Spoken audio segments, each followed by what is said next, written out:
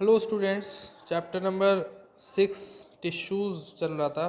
This is last part of your chapter, third part, and will start with discussion regarding animal tissues. Animal tissues के बारे में हम discuss करेंगे इस part में.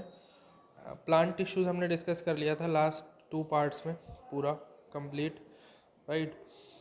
सो इस पार्ट में एनिमल टिश्यूज़ को स्टार्ट करके चैप्टर फिनिश करेंगे, राइट.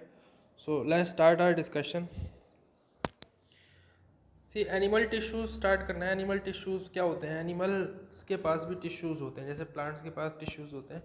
सो प्लांट्स में हमने टाइप्स देखे थे, राइट, सिंपल और कॉम्प्लेक्स टिश्यूज़. इसी तरीके से एनिमल्स के पास भी टिश्यूज़ हैं. टाइप्स ऑफ एनिमल टिश्यूज़ क्या होते हैं? देखिए, epithelial tissue, connective tissue, muscular tissue, nervous tissue, ये मेन टाइप्स हैं, right. Main type of animal tissues are epithelial, connective, muscular and nervous. So इन मेन टाइप्स को हम जो है डिस्कस करेंगे one by one. Epithelial tissue किसे कहते हैं? See word epithelium is first used by a Dutch anatomist Ruysch. Ruysch जो एक एनाटॉमिस्ट थे. एनाटॉमिस्ट किसे कहते हैं?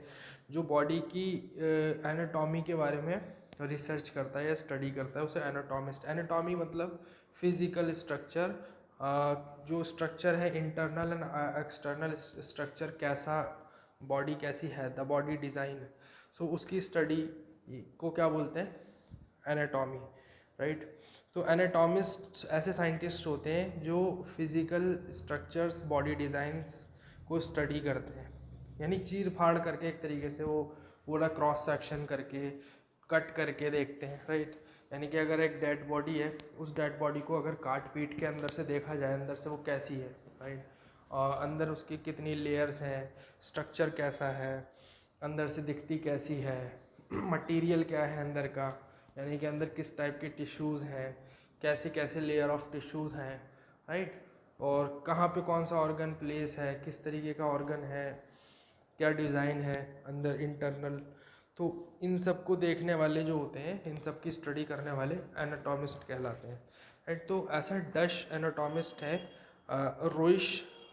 रोइश ने सबसे पहले ये टर्म यूज़ किया था, एपिथेलियम.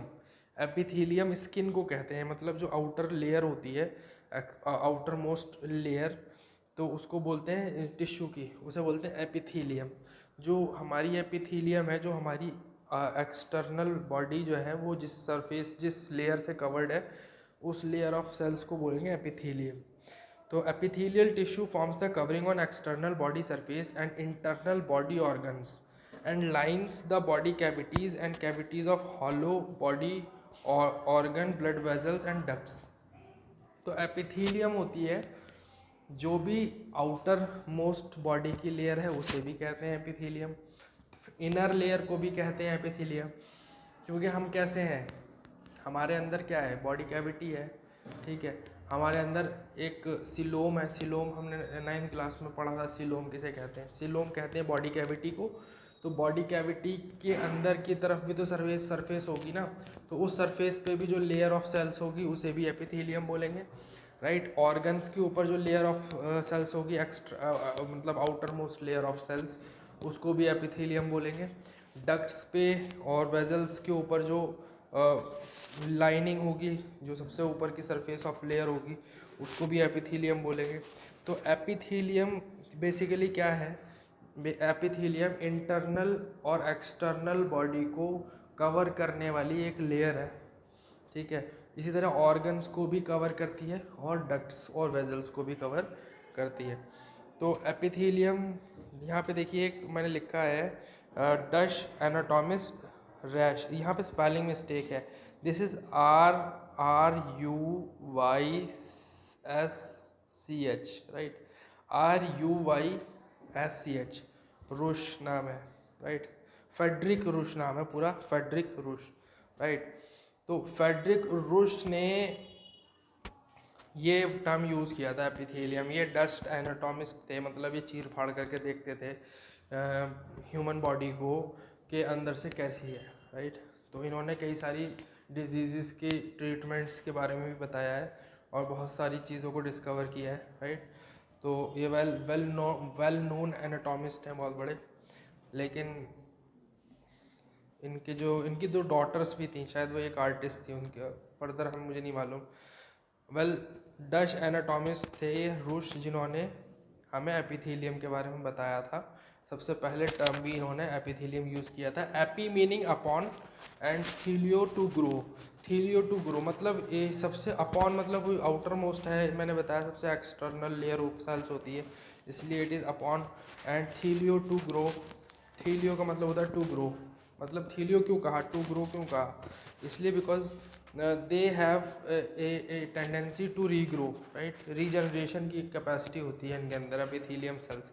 देखा, epithelial cells possess power of regeneration, right. So ये होती है एपिथेलियल टिश्यू। अब इसके अंदर भी फर्दर टाइप्स हैं। एपिथेलियम टिश्यू किस तरीके के होते हैं? सिंपल एपिथेलियल टिश्यू होते हैं, सिंपल एपिथेलियल टिश्यू होते हैं, स्ट्रैटिफाइड होते हैं और स्पेशलाइज्ड होते हैं। ये तीन फर्दर टाइप्स हैं। अब ये जो है टाइप्स, ये किसके बेसिस पे हैं? स्ट्रक्चर ऑफ सेल्स के बेसिस पे, मतलब जो shape and size of cell है उसके बेसिस पे, राइट। तो जो सिंपल एपिथेलियल टिश्यू है वो कितने टाइप की होती है? देखिए, सिंपल एपिथेलियल टिश्यू होती है ये फर्दर इन तीन टाइप की, स्क्वैमश, क्यूबॉइडल और कॉलम्नर। स्क्वैमश का मतलब है जिसके अंदर जो लेयर है वो थिन, मतलब फ्लैट सेल्स होंगे, थिन लेयर होगी, सिंगल लेयर होगी, फ्लैटेंड सेल्स होंगे और पॉलीगनल शेप के सेल्स होंगे जो एक एरे फॉर्म करेंगे। मतलब एक जैसे टाइल्स होते हैं ना, टाइल्स फ्लोर पे होते हैं, टाइल्स फ्लोर पे जिस तरीके का एक रेगुलर पैटर्न बनाते हैं, इसी तरीके से एक रेगुलर पैटर्न के मैनर में ये सारे सेल्स, फ्लैट सेल्स अरेंज होते हैं। आपको इसका जो डायग्राम है वो यहाँ पे दिख जाएगा। ये this is the squamous epithelium, right. Squamous epithelium में इस तरीके से सेल्स अरेंज होते हैं, मतलब पॉलीगनल शेप के 1 by 1 एरे में, right. So squamous epithelium is one of the type of simple epithelial tissue based on the structure of cells, structure and shape of cells, right. तो now cuboidal epithelium किसे कहते हैं? Cuboidal shape के cells होंगे obviously, cuboidal shape के cells. जैसे यहाँ पे आपको दिख रहा है क्यूबॉइड्स हैं, छोटे छोटे क्यूबॉइड्स एक तरीके से अरेंज्ड है। पिंक कलर का जो लेयर है वो देखिए, पिंक कलर के लेयर में ये जो छोटे छोटे क्यूबॉइड्स हैं ये सेल्स हैं, क्यूबॉइडल शेप के सेल्स हैं, इसलिए इसका नाम क्या है? क्यूबॉइडल एपिथेलियम नाम है। ना कॉलमनर एपिथेलियम में कैसे होंगे? कॉलम समझते? कॉलम किसे कहते हैं? कॉलम के शेप के सेल्स होंगे, लॉन्ग इलोंगेटेड सेल्स होंगे, मतलब लॉन्ग सेल्स होंगे, राइट। पिलर लाइक होंगे, column like, right. Pillar, long pillar and column like shape के सेल्स होते हैं और हाइट ज़्यादा होती है, विड्थ से ज़्यादा हाइट होती है, राइट। और न्यूक्लियस भी इलोंगेटेड होता है बेसल पार्ट में, राइट, नीचे की तरफ होता है न्यूक्लियस, राइट, सबका। तो ये क्या है? ये शेप है किसका? ये शेप है कॉलम्नर एपिथेलियम का। So this is columnar epithelium. Now function क्या होता है? एपिथेलियल टिश्यू का फंक्शन प्रोटेक्शन होता है, मतलब जो हमारे वियर एंड टीयर से, हार्मफुल इफेक्ट ऑफ केमिकल्स से और bacterial viral infection, injury, drying, इन सब से हमें क्या करता है? प्रोटेक्ट करता है। So one of the main function of epithelial tissue is protection. Protection is the one of the main function, right. Now another function is exchange of material। Exchange of material मतलब diffusion of gases की वजह से, है ना, क्या हो सकता है? एक्सचेंज ऑफ मटेरियल हो सकता है, ठीक है। थिन होती है ना, बहुत एक्सट्रीमली थिन होती है। तो सिंपल एपिथेलियम क्या करती है? डिफ्यूजन को अलाउ करती है, exchange of materials, exchange of gases possible होता है। जैसे एग्जांपल है लंग्स का, लंग्स के अंदर एक्सचेंज ऑफ गैसेस होती है। ब्लड कैपिलरीज डाइजेस्टेड फूड को एब्जॉर्ब करती हैं विलाई के थ्रू, right. So we know all this. So exchange of materials another function of epithelium tissue, epithelial tissue, yes। Absorption is also another. Absorption हमें पता है, एब्जॉर्प्शन भी मैंने शायद एक्सचेंज ऑफ मटेरियल में हल्का सा दे दिया, डिस्कस कर दिया। एब्जॉर्प्शन मतलब आपको मालूम है, जैसे हम वाटर को, सॉल्ट्स को, न्यूट्रिएंट्स को हम एब्जॉर्ब करते हैं अपने स्मॉल इंटेस्टाइन, लार्ज इंटेस्टाइन में through villi. So this absorption purpose is also fulfilled due to epithelium cells, right। So epithelium he cells होते हैं villi के outer most surface पे। जैसे मैंने बताया था कि जो ducts हैं और vessels हैं उनकी भी inner outer lining क्या होती है? epithelium cells की होती है। तो epithelial tissues जो होते हैं वो क्या करते हैं? absorption में भी help करते हैं, right। So absorption is another function, elimination of waste product. तो हमारे जो वेस्ट प्रोडक्ट है उनका एलिमिनेशन भी किससे होता है, एपिथेलियम से। स्वेट हमें पता है स्वेट ग्लैंड्स किस कहाँ होते हैं, एपिथेलियम में ही होते हैं, राइट। रिमूवल ऑफ वेस्ट और टॉक्सिक मटीरियल्स क्या कह सकते हैं इसको, regulated by this epithelium tissue. Secretion मतलब होता है निकलना, या मतलब पसीज के निकलना, मतलब जैसे स्वेटिंग होती है, स्वेटिंग में कैसे होता है, पानी बाहर आता है ना, पानी और लिक्विड मटेरियल बाहर आता है टॉक्सिक वेस्ट के साथ, तो वो जो लिक्विड मटेरियल है उसे स्वेट कहते हैं हम। सो वो जो ये एक तरीके से इसी तरीके से सिक्रीट होती हैं, मतलब केमिकल सिक्रीट होते हैं, ये हमारे जो क्या बोल सकते हैं इसको, हार्मोन्स सिक्रीट होते हैं। हार्मोन्स, केमिकल्स, एंजाइम्स ये ग्लैंड से सिक्रीट होते हैं। तो सिक्रीशन जो होता है, सिक्रीशन को भी रेगुलेट करता है epithelium tissue, right. So epithelium cells is modified to produce secretion which could be in the form of mucus, enzymes और हार्मोन्स, राइट। सेंसरी एक तरीके से स्किन है ना हमारी, स्किन, हम स्किन को कुछ भी टच होता है तो हम सेंस करते हैं। तो एक तरीके से स्किन के अंदर जो नर्व सेल्स हैं वो उनके पास एक स्पेशल रिसेप्टर्स होते हैं, थर्मल रिसेप्टर्स, जो हीट को सेंस कर सकते हैं, किसी भी तरीके के वियर टियर इंजरी को सेंस कर सकते हैं। तो एपिथेलियल सेल्स के अंदर सेंस करने की भी कैपेसिटी होती है। तो सेंसरी सेल्स होते हैं, नर्व एंडिंग्स जो होती हैं वो एक्सटर्नल स्टिमुलस को रिसीव करती हैं, स्टिमुलस के अगेंस्ट रिस्पॉन्स प्रोड्यूस करने के लिए, right. So this is the another function of epithelium cells. Now we'll move forward towards another type of animal tissue which is connective tissue. Connective tissue से word से समझ में आ रहा है, कनेक्टिव मतलब विच कनेक्ट्स टू थिंग्स, एक को दूसरी चीज़ से कनेक्ट करने वाली चीज़। तो एक को दूसरी चीज़ से कनेक्ट करने वाला जो टिश्यू है वो कौन सा है, मतलब एक को दूसरी चीज़ से किस तरह कनेक्ट करता है, एक पार्ट से कोई चीज़ ले जाके दूसरी पार्ट को देता है, या दूसरे पार्ट से लेके आके पहले पार्ट को देता है। तो इस तरीके से ट्रांसपोर्टेशन का फंक्शन होना चाहिए बीच में दो चीज़ों के। तो जो कनेक्टिव टिश्यू है वो ट्रांसपोर्टेशन के फंक्शन को सर्व करता है। It means blood is the connective tissue. We know already about blood, blood is a type of connective tissue. We have read this in previous classes also. So it is a binding and supporting tissue. It is disturbed throughout the body. It is distributed throughout the body and forms about 30% of the body. The connective tissue is formed of three components. तीन चीज़ों से बनता है, cell, matrix और fibres. तो cell, matrix और fibres ये तीन चीज़ों से क्या बनता है, कनेक्टिव टिश्यू। सेल्स कैसे होते हैं, सेल्स हमें मालूम है, सेल्स कई टाइप के हो सकते हैं। तो सेल्स किस तरीके से प्रेजेंट होते हैं, स्कैटर्ड होते हैं, मतलब बिखरे हुए होते हैं, किसमें, मैट्रिक्स में। इन द मैट्रिक्स एंड में store fat, produce new blood cells, ingest bacteria and cells, cell debris, right. So bacteria को क्या कर लेते हैं, बैक्टीरिया को डिज़ोल्व करते हैं, इंजेस्ट करते हैं, और नए ब्लड सेल्स भी प्रोड्यूस करते हैं, राइट। और फैट को भी स्टोर कर सकते हैं, राइट। मैट्रिक्स क्या होता है, एक नॉन लिविंग इंटरसेलुलर सब्सटेंस होता है जो सेल्स के बीच में होता है, मैट्रिक्स। और ये होमोजीनियस हो सकता है, एमॉर्फस हो सकता है। फाइबर्स क्या होते हैं, इलोंगेटेड होते हैं and found scattered in the matrix. Fibres भी मैट्रिक्स में प्रेजेंट होते हैं। सो टाइप्स ऑफ कनेक्टिव टिश्यूज़ में आ जाते हैं। ये देखिए टाइप्स ऑफ कनेक्टिव टिश्यूज़ में क्या क्या है, एरियुलर टिश्यू, एरियुलर टिश्यू होता है कनेक्टिव टिश्यू। एडिपोज टिश्यू होता है connective tissue. Supporting connective tissue में क्या क्या आता है, कार्टिलेज, बोन आती है, बोन और cartilage. And another type of connective tissue is blood. मैंने बताया था ब्लड भी होता है कनेक्टिव टिश्यू, सबसे पहले बताया था, ठीक है। तो areolar tissue, adipose tissue, supporting tissue, supporting connective tissue और ब्लड, ये चार टाइप के कनेक्टिव टिश्यूज़ हैं। अब एरियो करके देखते हैं क्या होता है। एरियोलर टिश्यू किसे कहते हैं, ठीक है। एरियोलर टिश्यू सबसे कम होता है बॉडी में, मोस्ट अबंडेंट, सबसे ज़्यादा होता है। अबंडेंट मतलब सबसे ज़्यादा, right. Most abundant in the body. It forms the framework of body organs and act as packaging material between the body organs. तो ये बॉडी ऑर्गन्स का फ्रेमवर्क तैयार करता है और पैकेजिंग मटेरियल का काम करता है बॉडी ऑर्गन्स के, right. It's matrix is thick, homogeneous and transparent, contains white and yellow fibres. तो वाइट और येलो फाइबर्स होते हैं इसमें, इसके मैट्रिक्स में। होमोजीनियस और ट्रांसपेरेंट होता है। पैकेजिंग मटेरियल का काम करता है बॉडी ऑर्गन के, मतलब एक तरीके से बॉडी ऑर्गन का जो मटेरियल है उसको बांधने का काम करता है। लीवर को अगर हम देखें तो लीवर के ऊपर एक झिल्ली टाइप की होती है, एक झिल्ली टाइप की, लेयर टाइप की होती है, राइट, ठीक है।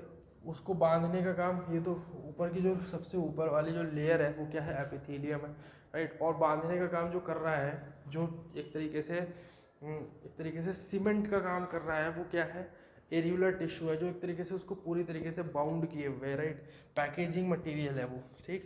तो ये सबसे ज़्यादा होता है, अबंडेंट होता है बहुत ज़्यादा, राइट।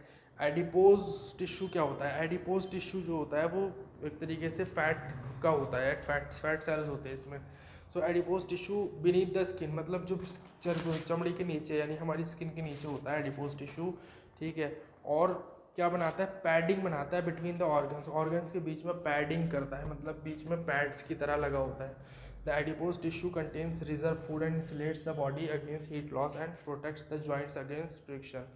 तो एडिपोज टिश्यू क्या करता है, हमारे फूड रिजर्व को कंटेन करता है। फूड रिजर्व को किस फॉर्म में कंटेन करेगा, वो फैट की फॉर्म में एक्यूमुलेट होता रहता है फैट, राइट। और क्या करता है, बॉडी को इंसुलेट करता है हीट लॉस से। तो जिस इंसान के स्किन के नीचे ये एडिपोज टिश्यू की लेयर थिक होगी, उसको क्या लगेगा, गर्मी ज़्यादा लगेगी, और क्या करेगा, क्योंकि हीट लॉस हो नहीं पाएगा अंदर, ठीक है। और सर्दी कम लगेगी, राइट, सर्दी उसको कम लगेगी क्योंकि हीट लॉस नहीं हो रहा, राइट। जिसकी बॉडी के हीट लॉस ज़्यादा होता है वो सर्दी, उससे ठंड ज़्यादा लगेगी, right.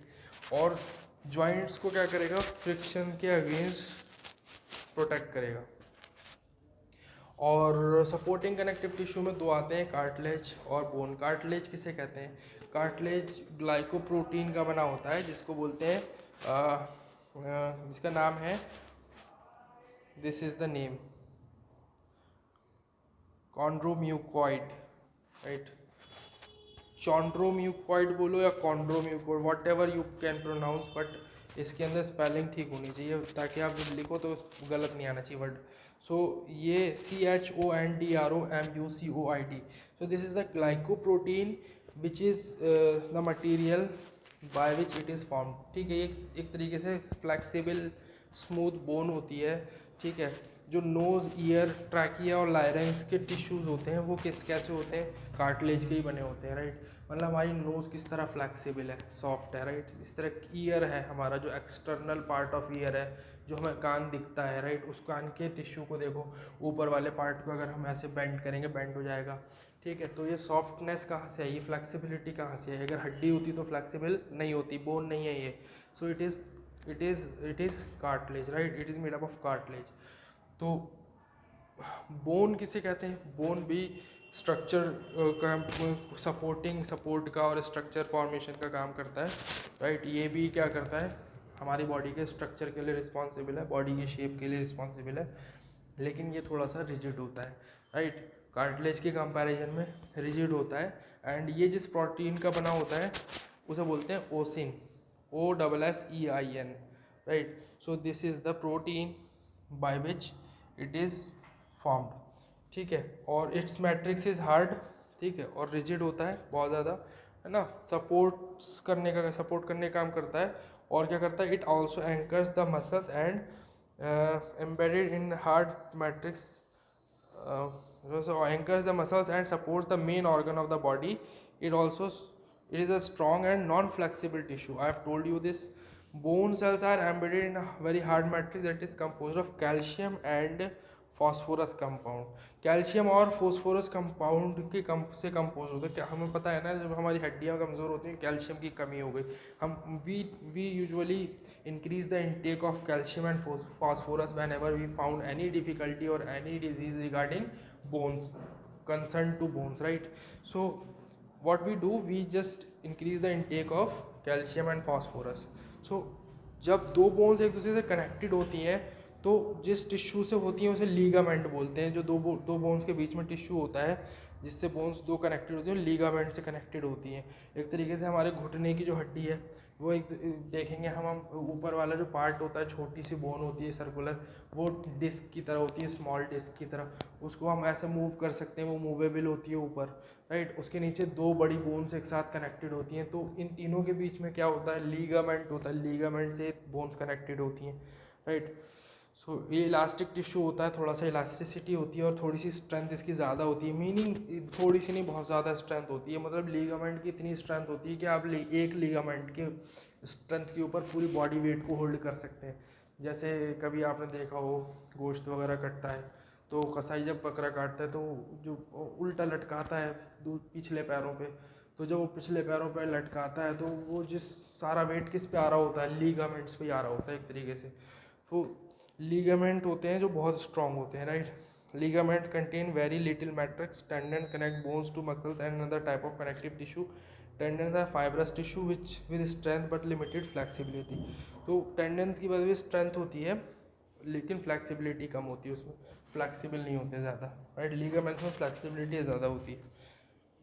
I think it's clear enough. Now blood हमें पता है रेड कलर टिश्यू है, ठीक है। टेस्ट करोगे सॉल्टी लगेगा, इसका पीएच होता है 7.3 to 7.5, slightly basic. It is not acidic at all. It form 7% of the body weight, मतलब 7% बॉडी वेट ब्लड का होता है। मतलब अगर सारा ब्लड बह जाए बॉडी में से तो हमारी बॉडी का जो वेट कितना परसेंट कम हो जाएगा, 7% कम हो जाएगा। अगर 100 किलो का है कोई तो वो रह जाएगा 93 kg का, राइट। 5 लीटर ब्लड होता है अप्रॉक्सीमेटली। बॉडी ब्लड कंपोज किससे होता है, फ्लूइड मैट्रिक्स से होता है, जैसे प्लाज्मा कहते हैं। ब्लड सेल्स से होता है, जैसे कॉर्प्यूसल्स कहते हैं। फर्दर ब्लड सेल्स दो टाइप की होती हैं, राइट, आरबीसीज और डब्ल्यूबीसीज, रेड ब्लड सेल्स और कॉर्प्यूसल्स, और एंड वाइट ब्लड सेल्स और कॉर्प्यूसल्स। नाउ प्लाज्मा क्या होता है, प्लाज्मा फ्लूइड मटेरियल है, ठीक है। स्ट्रॉ कलर का होता है, 60% टोटल ब्लड वॉल्यूम का होता है, 5% ऑफ बॉडी वेट होता है। It contain water about 85 to 90% total plasma का, और ऑर्गेनिक इनऑर्गेनिक आइंस 0.9% प्लाज्मा में, राइट। एनाइंस क्लोराइड्स के bicarbonate, phosphate, sulphate, cation, sodium, potassium, calcium and magnesium, इनके सबके आयंस होते हैं। ऑर्गेनिक कंपाउंड्स होते हैं इसमें प्लाज्मा में, प्रोटीन होते हैं, और ठीक है, और and they make up 6 to 8% of plasma. Blood corpuscles जो होते हैं, ठीक है, इराइथ्रोसाइट्स, ल्यूकोसाइट्स। इराइथ्रोसाइट्स को आरबीसीज भी कहते हैं, राइट। आरबीसीज के अंदर क्या होता है, वी नो दिस, हीमोग्लोबिन होता है। हीमोग्लोबिन ट्रांसपोर्ट ऑफ ऑक्सीजन के लिए रिस्पॉन्सिबल होता है मेनली, राइट। और mammalian RBCs smallest and nucleated and roughly circular and bicon-cave when mature, then these are without nucleus, right। mammalian RBCs जो होते हैं वो स्मॉलेस्ट इनन्यूक्लिएटेड और रफली सर्कुलर बाइकॉनकेव होते हैं। मतलब जैसे कॉनकेव शेप होता है, मालूम है कॉनकेव मिरर कैसा होता है। कॉनकेव मिरर का के शेप को याद करें। कॉनकेव मिरर का जिस टाइप का शेप होता है, सर्कुलर शेप में उसी टाइप का शेप होता है, हल्का सा कॉनकेव। और रफली सर्कुलर मतलब सर्कुलर होता है, पूरी तरह नहीं होता है। और स्मॉलेस्ट एन न्यूक्लिएटेड का मतलब है कि सबसे छोटा न्यूक्लियस वाला ऐसा सेल होता है mammalian RBCs, right. So Golgi bodies, endoplasmic reticulum, mitochondria, ribosome, centrosome, ये सब होते हैं, right. Normal erythrocyte is in man is 5 to 5.5 million RBC per cubic millimetre of blood. मतलब 1 क्यूबिक मिलीमीटर ऑफ ब्लड यानी 1 mm cube, right. 1 millimetre का cube, right, 1 mm cube. Millilitre है, this is millilitre, sorry, I have written it mm, it is ml cube, right. 1 ml cube, ठीक, पर cubic millilitre of blood में कितने होते हैं, 4.5 to 4.8 million RBCs. 4.5 4.5 से 4.8 million, इतने आरबीसीज होते हैं 1 मिलीलीटर क्यूब ब्लड में। नाउ ल्यूकोसाइट्स को वाइट ब्लड कॉर्प्यूसल्स कहते हैं, ठीक है। These are nucleated amoeboid cells, these are colourless, rounded और इरेगुलर। दीज नंबर्स, इनके नंबर होते हैं 5000 to 9000 per cubic millilitre of blood, right. 1 cubic millilitre of blood में 5000 से 9000 नंबर्स में प्रेजेंट होते हैं। ये कलरलेस होते हैं, राउंड भी हो सकते हैं और इरेगुलर भी हो सकते हैं। Leucocytes basically are responsible for the immune system of our body, they build up our immune system, right. So immunity इनके ऊपर डिपेंड करती है ल्यूकोसाइट्स पे। Functions of connective tissue, connective tissue का क्या फंक्शन है? कनेक्टिव टिश्यू का function देखिए क्या क्या है। बाइंडिंग पैकेजिंग टिश्यू होता है, राइट। मेनी अदर फंक्शंस होते हैं इसके, जैसे स्किन को मसल्स के साथ कनेक्ट करना, मसल्स को बोन के साथ कनेक्ट करना, मतलब स्किन और मसल्स बीच में आपस में किसी सीमेंट से तो होना चाहिए अटैच, किसी पेस्ट से, किसी गम से। सो दैट गम और paste is adipose tissue which connects both skin and muscles. So skin and muscles are connected with adipose, which is a connective tissue. Similarly, muscles and bones are connected with some connective tissue. The areolar tissue forms sheet around the body organ, make kind of packaging tissue. Packaging tissue का काम करता है areolar tissue. Adipose tissue store करता है fat को, insulate करता है body को against heat loss. Bones cartilage give shape and form framework of body. तो बोन्स और कार्टिलेज हमारी बॉडी को शेप देते हैं और एक स्ट्रक्चर प्रोवाइड करते हैं। Blood circulates and connects various part of the body. Blood circulates in are veins and arteries, it connects various parts of the body in respect with respect to the transportation of food materials, transportation of nutrients, transportation of ions, transportation of water, transportation of oxygen, transportation of carbon dioxide and waste toxic materials, right? The lymph helps in building immunity by producing antibodies. So lymph helps us to build immunity by producing antibody. Antibodies actually fight against diseases or any foreign body which enters into our body by through an infection. जब भी कोई infection होता है हमारी body के अंदर, जो antibodies inter करती हैं उसी से हमें डिजीज़ होती है। तो उनको किल करने के लिए हमें हमारी body foreign particles, foreign bodies, foreign microbes जो इंटर करते हैं, वो इन्फेक्ट करते हैं हमारी बॉडी को, उनको किल करने के लिए हमारी बॉडी एंटीबॉडीज़ जनरेट करती है, एंटीबॉडीज़ को प्रोड्यूस करती है। And antibodies are produce by immune system of our body, right, which is built by lymph, right? Now come to another type of tissue which is muscular tissue. Muscular tissue किसे कहते हैं? Muscles form करता है muscular tissue, right? Muscles muscular tissue से बने होते हैं and bundles की फॉर्म में होता है टिश्यू, राइट। इंटरसेलुलर सब्सटेंस और मैट्रिक्स इज एब्सेंट। जो बीच बीच में सेल्स के बीच बीच में जो सब्सटेंस होता है, मैट्रिक्स होता है, वो एब्सेंट होता नहीं है मस्कुलर टिश्यू में, right. Muscles are responsible for all outward manifestation of life, ठीक है। तो मस्कुलर टिश्यूज जो होते हैं किस टाइप के होते हैं? स्ट्रिप्ड मसल्स और स्ट्रेटेड मसल्स होती हैं, स्मूथ मसल्स और अनस्ट्रेटेड मसल्स होती हैं, कार्डियक मसल्स होती हैं। So these are the basic types. Now figure A is striated muscles, right. ये जो है ना, ये आपके स्ट्रेटेड मसल्स का टाइप है, इसका फिगर है। स्ट्रिप्ड मसल्स भी कहते हैं इन्हें, राइट। और जो ये है स्मूथ मसल्स का है, राइट। और कार्डियक मसल्स का ब्रांच टाइप का होता है स्ट्रक्चर, यहाँ देखिए। सो this is another structure which is cardiac muscle structure. So cardiac का ब्रांच टाइप का एक तरीके से मसल्स होते हैं। नाउ स्ट्रिप्ड और स्ट्रेटेड मसल्स कैसे होते हैं? The striated muscles form the flash of the body and about 80% the mass of soft tissue of the body, right. जो सॉफ्ट टिश्यू जो होता है बॉडी का, जैसे हम अपना हाथ को दबाते हैं तो प्रेस हो जाता है, पैर को दबाते हैं प्रेस हो जाता है, कंप्रेसिबिलिटी होती है थोड़ी सी हमारी बॉडी में, वो किसकी वजह से होती है? मसल्स की वजह से होती है, राइट। फ्लैश जो होता है इन्हीं मसल्स का, इन्हीं टिश्यूज़ का होता है हमारी बॉडी में, ठीक है। स्केलेटन से जुड़े होते हैं, अटैच होते हैं, और ये स्केलेटल मसल्स भी कहलाते हैं, राइट। स्मूथ मसल्स और अनस्ट्रेटेड मसल्स में कैसे होते हैं? These are also known as plain और स्मूथ और नॉन स्केलेटल मसल्स, राइट। ये स्केलेटल मसल्स यानी कि स्केलेटल से डायरेक्ट टच में नहीं होते। These are found in close association with connective tissue. Connective tissue के ज़्यादा क्लोज टच में होते हैं, राइट। और ये कॉन्ट्रैक्शन और contractile portion of the wall of hollow, visceral organ, digestive tract and other urinary and genital ducts इसकी बनी होती हैं। ये कैसे मसल्स हैं? ये ऐसे हैं जो कंट्रैक्शन रखते हैं, मतलब अगर हमने अपने हाथ को पीछे की तरफ खींचा तो हमारे हाथ की जो मसल्स कॉन्ट्रैक्ट हुई हैं वो कौन सी मसल्स हैं? वो यही मसल्स हैं, स्मूथ मसल्स और अनस्ट्रेटेड मसल्स, राइट। जो हमारा जो एक तरीके से ये जो क्या बोलते हैं इसको, बाइसेप है, बाइसेप के अंदर मसल्स होती हैं इस टाइप की, राइट। ट्राइसेप, बाइसेप्स में जिसके अंदर कॉन्ट्रैक्शन होता है, राइट। डाइजेस्टिव ट्रैक्ट के अंदर भी इस तरीके की मसल्स होती हैं, यूरिनरी ट्रैक्ट, जेनिटल डक्ट्स इस मसल्स की बनी होती हैं।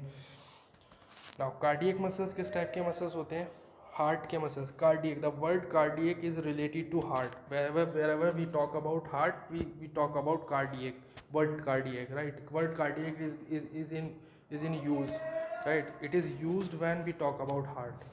Cardiac muscles meaning the muscles of heart, right? These muscles exclusively found in heart. These contract rapidly, rhythmically and tirelessly. ये थकती नहीं है, contraction expansion contraction expansion contraction expansion होता रहता है इनमें ड्यूरिंग हार्ट बीट, लेकिन ये टायर्ड नहीं होती। रिदमिकली रिदमिकल रिदम के साथ एक तरीके से इनका कॉन्ट्रैक्शन एक्सपेंशन होता है, यानी कि रिदम के मतलब एक एक एक एक कांस्टेंट रेट पे, राइट, बहुत देर तक। तो rate of rhythm rate of contraction expansion जो है वो मतलब हार्ट बीट का रेट वो बहुत जल्दी क्या फ्लक्चुएट नहीं करता है, ठीक है।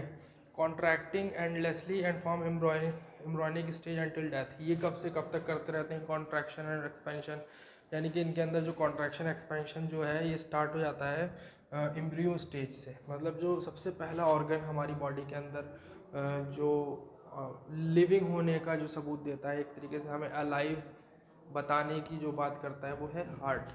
यानी कि मदर्स वोम में सबसे पहले हमारा हार्ट फंक्शन में आता है, सबसे पहले हमारा हार्ट एक्टिव होता है।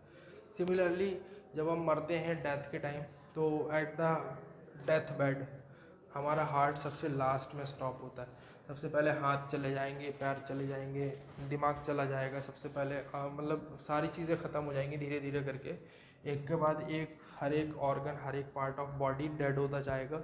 लेकिन ये हार्ट है जो डेड नहीं होता लास्ट तक। सब चीज़ मरने के बाद दिल मरता है सबसे लास्ट में। इसी तरीके से जब पैदा होते हैं हम, तो मदर्स वॉम में सबसे पहले हमारा हार्ट फंक्शन में आता है, सबसे पहले वो वजूद में आता है। तो ये हार्ट है ना हमारे एम्ब्रियोनिक स्टेज से डेथ तक फंक्शन करता रहता है। और कार्डियक मसल्स ब्रांच्ड होती हैं और form network. Wall of heart का जो है नेटवर्क, वॉल ऑफ हार्ट पे क्या बनाती हैं, एक नेटवर्क बनाती हैं, right. Now come to nervous tissue. Nervous tissue क्या होता है?